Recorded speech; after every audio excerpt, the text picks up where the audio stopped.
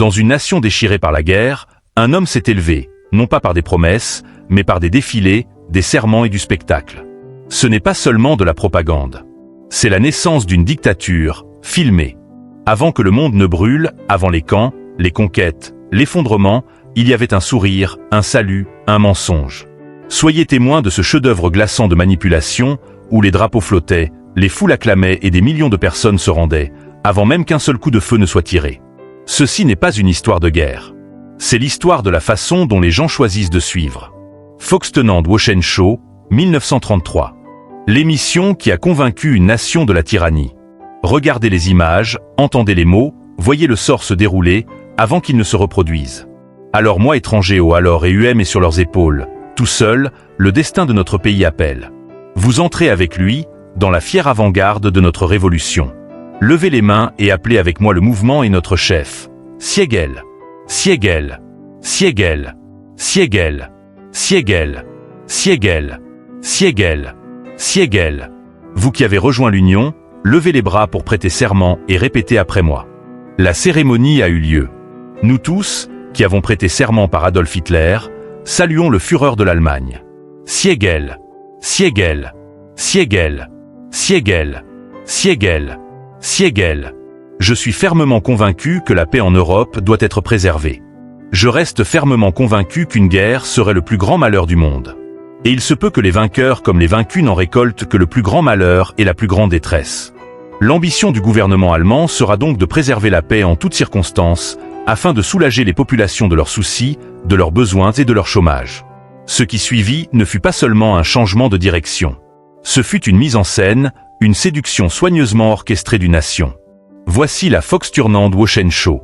Un journal d'actualité nazi qui ne se contentait pas de relater l'histoire. Il la réécrivait. Dortmund. Adolf Hitler se tient immobile au bord de la route, le bras tendu en guise de salut. À ses côtés, Ernst Röhm et Heinrich Himmler, impassibles. Devant eux, des vagues de chemises brunes défilent. Des Stormtroopers. Des SS. Les jeunesses hitlériennes. Pas un défilé, un signal. L'Allemagne avait choisi sa direction. Maintenant, un stade grouillant de voix. Puis, le silence. Hitler s'approche de la tribune, sa voix aiguë, fendant l'air. Le 30 janvier, les dés étaient jetés. Et je ne crois pas que ceux qui riaient alors rient encore aujourd'hui.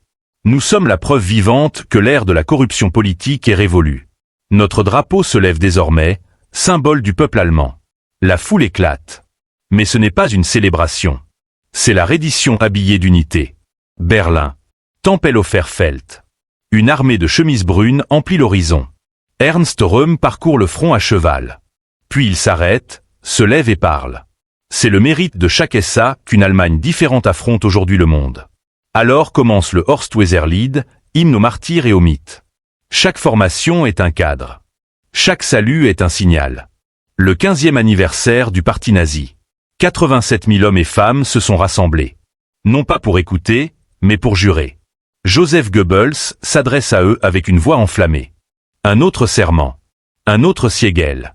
Une autre brique dans le mur de l'obéissance. Munich. Hofbräu. Berceau du mouvement nazi. Aujourd'hui, c'est son temple. Rudolf Hess conduit les responsables du parti du pays à prêter serment de loyauté. Mais pas à l'Allemagne. Pas à la loi. À un homme. À Adolf Hitler. Et puis, étrange changement.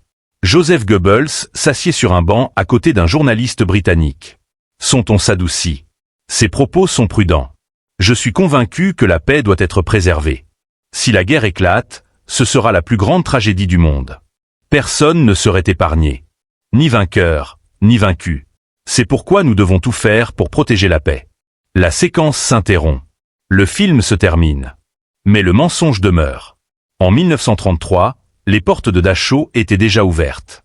La loi d'habilitation avait déjà étranglé la démocratie. Et la nation avait déjà choisi le silence plutôt que la résistance. Pourtant, le film d'actualité se termine par un sourire. Une poignée de main. Un faux sentiment de calme. Mais nous avons vu ce qui se cache en dessous. Des uniformes. Serments. Chants. Feu. Le décor est planté. La foule est hypnotisée. L'illusion est totale. Et la grande et terrible pièce ne fait que commencer.